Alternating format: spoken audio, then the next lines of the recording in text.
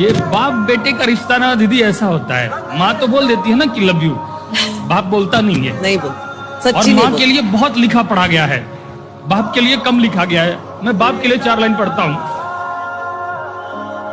पिता रोटी है, कपड़ा है, मकान है, पिता नन्हे से परिंदे का बड़ा आसमान है।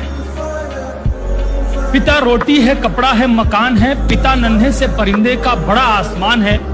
पिता है तो घर में प्रतिपल राग है, पिता से माँ की चूड़ी, बिंदी और सुहाग है। पिता है तो बच्चों के सारे सपने हैं, पिता है तो बाजार के सब खिलौने अपने हैं।